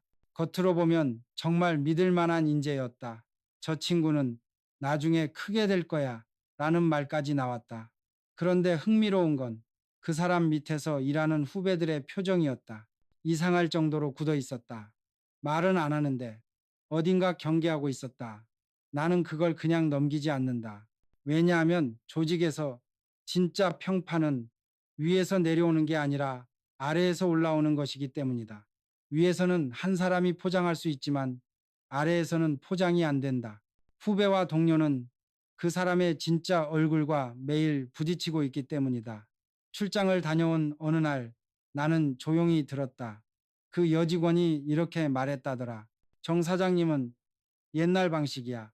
솔직히 이제 저런 스타일로 회사 못 끌어가요. 나를 향한 개인적인 불만이라면 괜찮다. 누군들 상사용 안 본 적 있겠나. 내가 완벽한 사람도 아닌데. 그런데 문제는 그게 아니었다. 그녀는 그 말을 이용해 자신의 위치를 올리고 있었다. 내가 더 알아. 나는 시대를 읽어. 나는 위를 평가할 수 있는 위치에 있어. 이런 식으로 자신을 중심에 세우는 장사를 하고 있던 거다. 그건 단순한 불만이 아니라 조직 안에서의 권력 장치였다. 이런 사람은 결국 한 가지를 한다. 신뢰를 이용해서 신뢰를 깎는다. 위 사람의 신뢰를 얻어서 올라간 위치에서 아래 사람을 누르고 아래 사람의 불안을 자극해 자기 영향력을 키운다.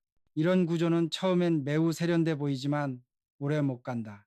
왜냐하면 결국 그 사람은 자기 말과 행동의 일관성을 유지하지 못하기 때문이다. 시간이 조금 더 지나고 나서 결정적인 일이 벌어졌다. 서류 조작, 업무를 유리하게 만들기 위해 자료를 일부 수정했다가 들킨 것이다. 그게 밝혀졌을 때 그녀는 뭐라고 했는지 아는가? 저는 회사가 잘 되라고 그런 거예요. 저는 누구보다 회사를 생각해요. 이런 대답은 내가 정말 많이 들은 대답이다. 책임을 인정하지 않는다. 대신 나는 선이었다고 강조한다. 이건 곧 이런 의미다. 나는 잘못이 없다. 문제는 시스템이다. 나는 오히려 의로운 사람이다. 이런 방식으로 자신을 보호하는 사람은 절대 고쳐지지 않는다. 왜냐하면 본인의 행동 자체를 정당한 수단이라고 믿어버렸기 때문이다. 이런 사람 곁에 있으면 늘 혼란이 생긴다. 누가 진짜인지 누가 거짓인지 알 수 없게 만든다. 이런 혼란은 조직이나 관계를 파괴한다.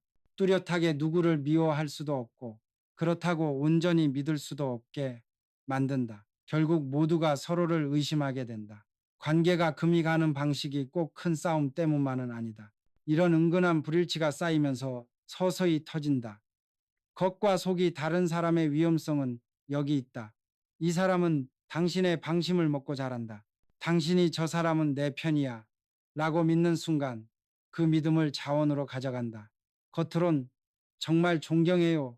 라고 말하지만 실제로는 그 말을 이용해 접근권을 얻는다. 접근권을 얻으면 정보를 얻고 정보를 얻으면 그걸 가지고 또 다른 사람에게 영향력을 행사한다.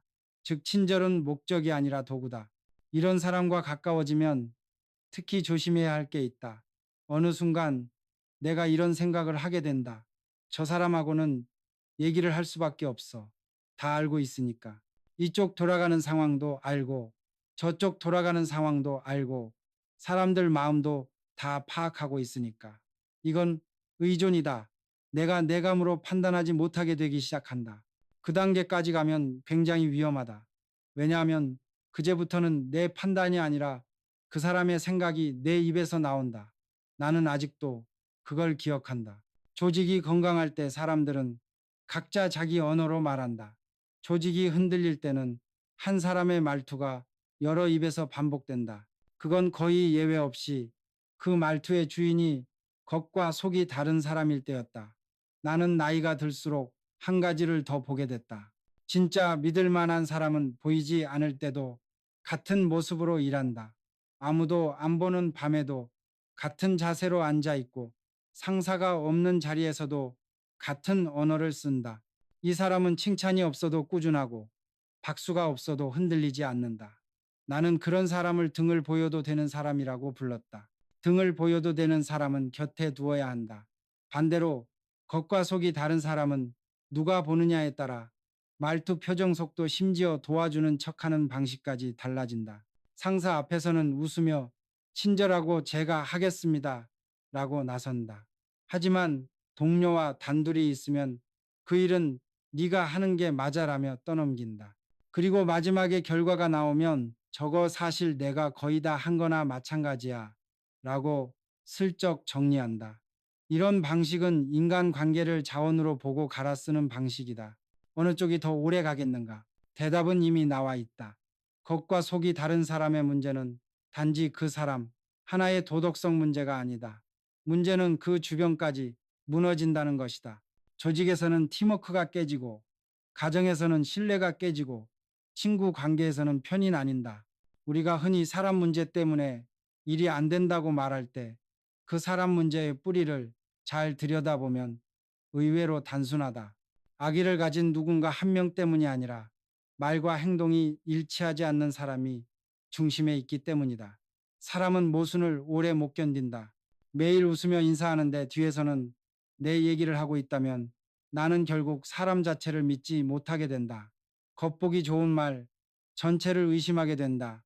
그러면 세상 자체가 더럽게 보인다. 세상엔 진짜가 없어. 이렇게 생각하는 순간부터 우리는 경계심으로 살아가게 되고 경계심으로 살아가는 사람은 따뜻해질 기회를 잃는다. 결국 마음이 굳는다. 그 굳은 마음은 나중에 나를 외롭게 만든다. 그래서 나는 늘 어머니의 한마디를 기준으로 삼았다. 말보다 행동이 먼저인 여자를 믿어라. 남 앞에서는 떠들지 않지만 뒤에서 묵묵히 해내는 사람, 그 사람이 진짜였다. 누구 하나 보지 않을 때도 책상 앞에 앉아 정리를 끝내는 사람, 비 오는 날 남아 장부를 맞추던 사람, 고맙다는 말 한마디 못 듣고도 현장 뒷정리를 마무리하던 사람, 당신 주변에도 분명히 그런 사람이 있을 거다. 그 사람을 절대 놓지 마라. 그 사람이 바로 당신 인생에서 끝까지 남을 사람이다. 겉과 속이 같은 사람은 시끄럽지 않다. 현란하지 않다. 그래서 젊을 때는 잘 안 보인다. 하지만 세월이 가면 결국 그들이 남는다. 화려하던 사람들은 사라지고 계산하던 사람들은 주변을 잃고 남는 건 조용하지만 일관된 사람이다. 정리하자. 겉과 속이 다른 여자는 결국 자기 거짓에 무너지는 사람이다. 처음엔 남을 속이지만 마지막에는 자기 스스로를 속인다. 나는 오랫동안 봐왔다. 그런 사람들은 결국 이렇게 말한다. 나는 잘못한 게 없어. 사람들이 나를 오해한 거야. 아니, 오해가 아니다. 세월이 벗겨낸 거다. 가면은 오래 쓸수록 무거워진다. 결국 벗겨질 날이 온다. 그리고 중요한 건 이거다. 당신은 그런 사람을 곁에 둘 필요가 없다. 당신 인생은 이미 충분히 바쁘고 이미 충분히 힘들다. 마음까지 흐려질 이유는 없다. 오늘 스스로에게 물어봐라. 나는 누구 앞에서만 웃고 있나? 나는 누구에게만 좋은 표정인가? 나는 없는 자리에서도 같은 말투로 말할 수 있는가? 만약 그렇다면 당신은 이미 신뢰받을 준비가 된 사람이다. 그리고 그런 사람은 늦게라도 결국 사람을 얻는다. 지금까지 내가 이야기한 8가지 기준. 가족을 험담하는 여자, 거짓말을 아무렇지 않게 하는 여자, 돈에 지저분한 여자, 입이 가벼운 여자 지적을 받으면, 화내는 여자 함께 있으면, 불안해지는 여자, 약한 사람에게 강한 여자, 겉과 속이 다른 여자. 겉으로 보면 서로 다른 유형처럼 보인다. 하지만 사실 이 사람들은 한 뿌리에서 나왔다. 그 뿌리는 단 하나다. 신뢰를 모르는 마음, 신뢰의 가치를 모르는 마음, 신뢰를 가볍게 여기는 마음. 나는 평생을 현장에서 보내며 결국 이런 결론을 내렸다. 인생은 복잡해 보이지만 끝까지 가보면 결국 신뢰와 비신뢰 둘 뿐이다. 누군가는 믿음을 쌓으며 살고 누군가는 믿음을 뜯어먹으며 산다. 전자의 길은 느리고 답답하고 때로는 손해보는 것 같지만 결국 오래 간다. 후자의 길은 빠르고 화려하고 이득처럼 보이지만 결국 아무도 남지 않는다. 당신이 어느 쪽에 설지는 오늘부터의 말과 행동으로 이미 정해지고 있다. 사람들은 종종 이렇게 말한다. 세상은 결국 능력 있는 사람이 이겨요. 나도 젊을 때는 그렇게 믿었다. 돈을 벌고 회사를 키우고 시공을 따내고 조선소를 세우고 그 싸움이 전부 실력 싸움인 줄 알았다. 그런데 나이가 들면서 알게 됐다. 실력만으로는 멀리 못 간다. 실력은 문을 열어주지만 신뢰가 그 방 안에서 버티게 해준다. 회사에서도 그랬다. 서류상으론 능력이 뛰어난 사람이 있었다. 숫자 감각도 좋고 회의에서 말빨도 세고 보고서만 보면 기가 막히게 설득력이 있었다. 하지만 시간이 갈수록 주변 사람이 빠져나갔다. 회의만 끝나면 다들 표정이 어두웠다. 왜 그랬을까? 그는 성과를 쌓는 동안 사람을 갉아먹었기 때문이다. 반대로 어떤 사람은 처음엔 눈에 잘 띄지 않았다. 조용했고 말수가 많지 않았고 자기 자랑 같은 걸 안 했다. 그런데 위기가 올수록 사람들은 그 사람에게 갔다. 형, 이건 어떻게 해야 돼요? 언니, 솔직히 지금 상황이 진짜 나쁜가요? 결국 회사가 어려울 때 회사를 붙잡은 건 그 사람이었다. 나는 그걸 보고 이렇게 말했다. 능력은 빛나지만 신뢰는 남는다. 빛은 순간 눈을 사로잡지만 오래 머물지 않는다. 하지만 향기는 시간이 지나도 은은하게 남아 그 공간 자체를 기억하게 만든다. 사람도 그렇다. 잠깐 잘 나가는 사람은 누구나 있다. 하지만 시간이 지나도 좋은 이름으로 기억되는 사람은 많지 않다. 우리 세대는 몸으로 배웠다. 믿음 하나가 인생을 바꾼다는 걸. 돈 한 푼 없던 시절, 은행에 가면 문전박대 당하던 시절이 있었다. 당신 같은 사람에게는 못 빌려준다는 말을 들으며 쫓겨나던 날도 있었다. 그때 나를 살린 건 시스템이 아니었다. 조건도 아니었다. 단 한 사람의 저 사람은 약속 지킵니다. 라는 말이었다. 그 한 문장이 자금을 움직였고 자금이 현장을 움직였다. 현장이 돌아가니 일이 생겼고 일이 생기니 사람이 먹고 살았다. 결국 수많은 가정이 버틸 수 있게 된 것이다. 그 시작은 뭐였나? 설계도도 아니었고 기술 보고서도 아니었다. 한 사람의 신뢰였다. 나는 그걸 평생 잊지 못한다. 그래서 지금도 누가 사장님 사람을 왜 그렇게 오래 봐요? 라고 묻는다면 나는 이렇게 답한다. 돈은 잃어도 다시 벌 수 있다. 하지만 사람을 잘못 들이면 평생 고생한다. 당신 인생도 똑같다. 지금 당신 곁에 있는 사람이 앞으로의 10년을 편안하게 만들 수도 있고 남은 10년을 지옥처럼 만들 수도 있다. 젊을 땐 잘 안 보이던 이게 나이 들면 너무 선명해진다. 여기서 한 가지를 분명히 하고 싶다. 이 8가지 기준은 남을 재단하기 위한 잣대만은 아니다. 오히려 그 반대다. 이건 내가 어떤 사람으로 늙어갈지를 점검하는 거울이다. 나이가 들수록 우리는 2가지 선택 앞에 선다. 세상을 탓하며 굳어가는 사람으로 살 것인가? 아니면 여전히 믿을 만한 사람으로 남을 것인가? 몸은 늙어도 마음이 단단하고 투명한 사람은 존중을 받는다. 반대로 나이는 들었는데 입으로는 하루 종일 남 욕하고 손에는 계산기만 들려 있고 표정은 늘 불만인 사람은 주변에서 조용히 멀어진다. 우리는 솔직해지자. 나이 들면 진짜 외로운 건 경제적 문제보다 관계의 문제다. 밥 먹을 사람이 없고 마음 털 사람이 없고 아플 때 전화할 사람이 없으면 그건 돈으로 채워지지 않는다. 결국 마지막까지 곁에 남는 건 같이 있어도 편안한 사람이다. 그리고 그런 사람을 곁에 둘 수 있으려면 내가 먼저 그런 사람이 되어야 한다. 그래서 이 8가지를 다시 뒤집어 보자. 어떤 사람이 평생 신뢰받는가? 첫째, 가족을 존중하는 사람이다.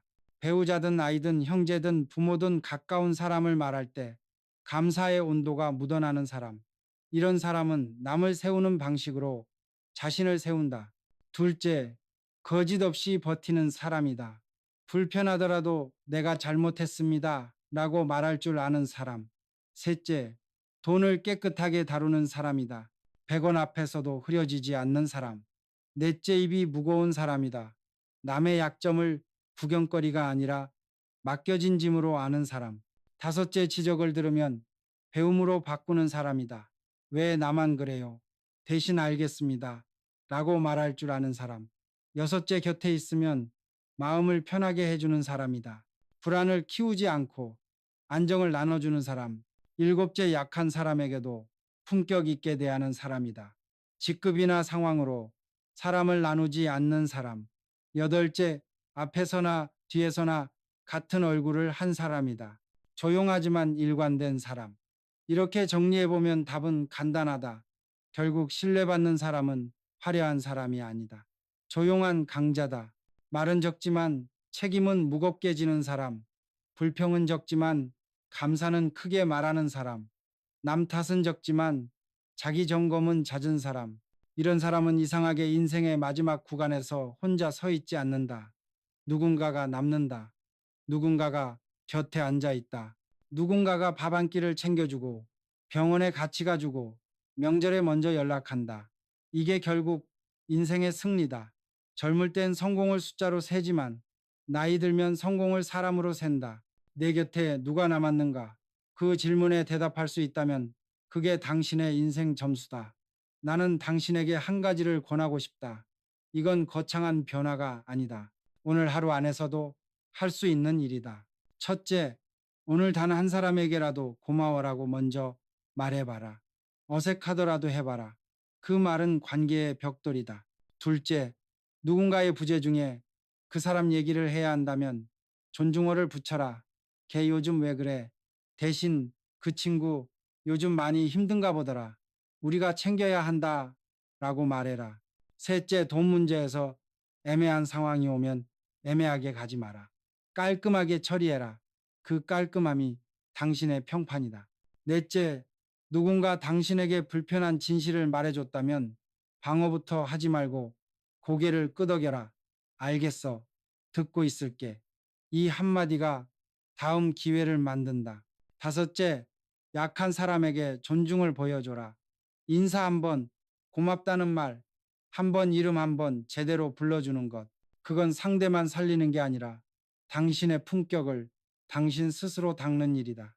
마지막으로 꼭 기억해라. 좋은 사람을 알아보는 눈을 가진 사람은 결국 자기 자신도 좋은 사람이 된다. 왜냐하면 사람을 고를 때 우리는 동시에 우리 자신을 고르고 있기 때문이다. 내가 어떤 사람 곁에 서 있을지 선택하는 건 결국 내가 어떤 사람이 될지 선택하는 일이다. 인생은 길어 보이지만 사실 길지 않다. 남은 시간을 누구에게 줄지, 누구와 나눌지, 누구와 지킬지 그 선택이 앞으로의 당신 마음의 평온을 정한다. 그리고 그 평온은 돈으로 살 수 있는 게 아니다. 그건 당신이 쌓아 올린 신뢰가 만든다. 내가 평생 살아오면서 마지막으로 확신하게 된 것이 있다. 세상은 빠르게 변해도 사람 사이의 진심은 변하지 않는다. 기술은 바뀌고 시장은 바뀌고 회사도 오르락내리락하고 직함도 붙었다 떨어졌다 한다. 한때는 사장님이라 불리다가도 한순간에 전 사장으로 불리고 어제까지 필요하던 사람이 내일은 더 이상 필요 없어질 수도 있다. 우리는 그런 시대를 살아왔다. 그런데 그 모든 변화 속에서도 끝까지 남는 건 이상할 정도로 단순했다. 신뢰와 진심. 이 둘만은 유행이 바뀌지 않는다. 그리고 이건 누구 집 이야기만이 아니라 당신 인생 이야기이기도 하다. 당신 주변에 지금 있는 사람들, 그 사람들과 맺은 신뢰가 앞으로의 당신 마지막 시간을 결정한다. 나는 가난한 집의 아들로 태어났다. 손으로 벌어 손으로 먹고 사는 시대를 지나 회사를 세우고 현장을 일으키고 수천 명이 일터에서 밥을 먹을 수 있는 구조를 만드는 자리에까지 갔다. 그 과정에서 나를 속인 사람도 있었다. 동시에 끝까지 함께 가준 사람도 있었다. 배신은 크고 아프게 남는다. 하지만 묘하게도 세월이 흐른 뒤에 마음속에 남는 얼굴은 배신한 사람이 아니라 끝까지 함께한 사람의 얼굴이다. 그 사람이 뭐라고 말했는지, 어떤 약속을 했는지, 어느 날 나를 어떻게 바라봤는지, 신뢰는 말이 아니라 시선에도 남는다. 당신을 믿어요. 이 한마디가 사업 하나를 살리고, 가정을 살리고, 사람을 살리는 걸 나는 내 눈으로 봤다. 그래서 나는 늘 스스로에게 물었다. 이 사람은 진짜인가 가짜인가? 나는 외모도 보지 않았다. 학벌도 보지 않았다. 말솜씨도 크게 보지 않았다. 왜냐하면 말은 가르칠 수 있고 기술은 키울 수 있고 자리와 젠수는 사흘 만에도 바뀌지만 본성은 쉽게 안 바뀌기 때문이다. 그래서 나는 다른 걸 봤다. 일관성. 그 사람이 없는 자리에서 그 사람을 어떻게 말하는가. 이게 전부였다. 이건 정말 정확했다. 내 앞에서는 예의 바르고 존중하는 말만 하던 사람이 뒤에서는 내 방식, 내 판단, 내 성격을 비웃고 있었다면 그건 괜찮다. 나도 흠이 있는 사람이고 누군가에게 욕먹을 만한 구석이 분명히 있으니까. 문제는 내용이 아니었다. 문제는 태도였다. 그 말이 상대를 살리려고 나온 말인지, 깎으려고 나온 말인지, 자기 이익을 챙기려고 나온 말인지, 그건 금방 드러난다. 반대로 내 자리가 아닌 곳에서 그래도 저 사람은 약속은 지킨다. 그거 하나는 믿을 수 있다고 말해준 사람. 그 한마디를 나는 평생 기억했다. 당신도 그럴 것이다. 당신 인생에서 정말 고마운 사람을 떠올려 보면 아마 당신이 없는 자리에서 당신을 지켜준 사람일 거다. 이제 여기까지 왔으니 한 가지는 아주 분명하게 말하고 싶다. 오늘 우리가 나눈 8가지 경계 대상은 저 사람은 피해야지라고 메모하고 끝낼 목록이 아니다. 훨씬 더 중요한 건 이거다. 우리는 저 모습들을 절대 닮아서는 안 된다. 다시 말해, 우리는 그런 사람을 조심해라 해서 멈추면 안 된다. 내가 그런 사람이 되지 않겠다까지 가야 한다. 사람은 누구나 조금씩은 그늘을 갖고 산다. 우리도 때로는 가족을 탓하며 마음을 풀고 싶었던 날이 있다. 우리도 작은 거짓말로 상황을 모면해 본 적 있다. 우리도 내가 조금 더 챙겨도 되겠지 하며 손을 뻗은 적 있다. 우리가 완전히 깨끗해서가 아니라 우리가 사람이기 때문에. 그러니까 중요한 건 실수가 아니다. 중요한 건 그 상태를 습관으로 굳히느냐 아니면 중간에 끊느냐다. 아, 이건 선을 넘었구나 하고 스스로 제동을 걸 줄 아는 사람. 그 사람은 절대 밑바닥까지는 안 간다. 다시 일어설 수 있다. 어떤 이들은 이렇게 묻는다. 사람을 그렇게까지 가려야 합니까? 너무 계산적으로 사는 거 아닙니까? 나는 이렇게 답한다. 아니다. 이건 계산이 아니라 위생이다. 우리가 음식을 먹을 때 상한 건 버리지 않나. 그건 비위가 약해서 버리는 게 아니다. 내 몸을 지키려고 버리는 거다. 사람 관계도 똑같다. 내 마음이 버티지 못할 독이라면 멀리해야 한다. 그게 이기적인 게 아니다. 너무 늦기 전에 내 삶을 지키는 것이다. 특히 나이가 들수록 이건 더 중요해진다. 젊을 땐 상처받아도 회복이 빠르다. 하지만 어느 나이가 지나면 상처 하나를 회복하는 데 걸리는 시간이 훨씬 길어진다. 단순한 오해 하나 잘못 건넨 말 한 번이 한 달 석 달 심하면 몇 년씩 마음에 남아버린다. 그러니까 우리는 누구와 같이 시간을 쓰느냐를 점점 더 신중하게 고를 수밖에 없다. 그건 쓸데없는 예민함이 아니라 후반전의 생존 방식이다. 또 하나, 나는 사람들이 종종 이런 실수를 하는 걸 본다. 저 사람은 원래 그래. 바뀌겠지. 미안하지만 사람은 쉽게 안 바뀐다. 특히 본인이 문제라고 생각하지 않는 사람은 절대로 안 바뀐다. 가족을 쉽게 깎아내리던 사람은 계속 깎아내린다. 거짓말을 가볍게 하던 사람은 더 큰 순간에 더 큰 거짓말을 한다. 돈에 흐릿하던 사람은 언젠가 큰 돈에서 정말 큰 일을 낸다. 입이 가벼운 사람은 중요한 일일수록 더 먼저 말한다. 지적을 못 견디고 화내던 사람은 결국 성장하지 못하고 늘 억울함만 말한다. 불안을 퍼뜨리는 사람은 평생 불안을 업으로 삼는다. 약자를 깔보던 사람은 언젠가 자기보다 강한 사람 앞에서 무너지는 순간까지 그 습관을 끊지 못한다. 겉과 속이 달랐던 사람은 마지막 순간에조차 난 억울해라고 말한다. 내가 이 얘기를 단호하게 하는 이유는 간단하다. 바뀌겠지 라는 기대 때문에 많은 사람들이 너무 깊이 다친다. 당신은 구원자가 아니다. 당신은 본인의 삶을 지켜야 할 책임이 있는 사람이다. 그러니 선을 긋는데 죄책감을 갖지 마라. 거리는 때로는 예의다. 거리는 때로는 마지막으로 줄 수 있는 존중이다. 우리는 더 이상 서로에게 상처 주지 말자라는 의미의 작별이 세상에는 분명히 있다. 자, 이제 마지막으로 나는 당신에게 아주 조용한 질문을 던지고 싶다.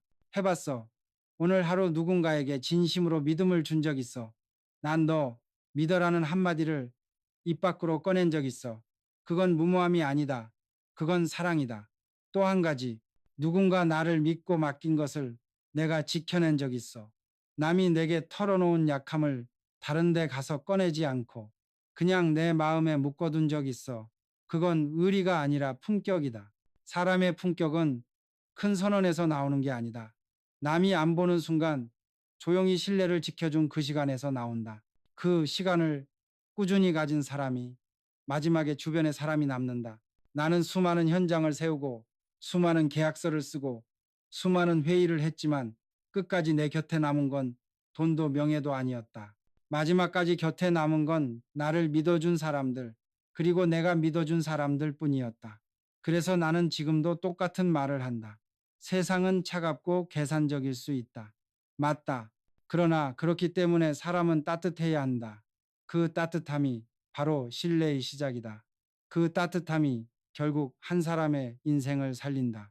그 따뜻함이 당신을 외롭게 두지 않는다. 이제 선택은 당신에게 있다. 당신은 어떤 사람이 곁에 남길 바라는가? 그리고 더 중요한 질문. 당신은 누구의 곁에 남고 싶은가? 답은 같다. 결국 신뢰를 지키는 사람이다. 신뢰는 말로 쌓지 않는다. 약속 하나 지킬 때 쌓인다. 작은 돈 깨끗하게 처리할 때 쌓인다. 남의 없는 자리에서 지켜줄 때 쌓인다. 지적을 들을 때, 고개를 끄덕일 때 쌓인다. 약한 사람에게 따뜻하게 말할 때 쌓인다. 당신이 오늘 그걸 할 수 있다면 당신은 이미 인생의 가장 중요한 준비를 마친 사람이다. 그러니 마지막으로 묻고 싶다. 해봤어. 오늘 하루 누군가의 믿음을 지켜본 적 있어. 그 믿음 하나가 앞으로 당신 인생을 바꿀 씨앗이 될 거야. 당신이 어떤 이름으로 기억될지 지금부터 결정하면 된다. 그리고 이 대화를 계속 이어가고 싶다면 당신의 다짐을 한 글자로 적어줘. 댓글에 신뢰라고. 그건 단순한 글자가 아니다. 그건 나는 이제부터 이쪽의 사람이 되겠다. 라는 선언이니까.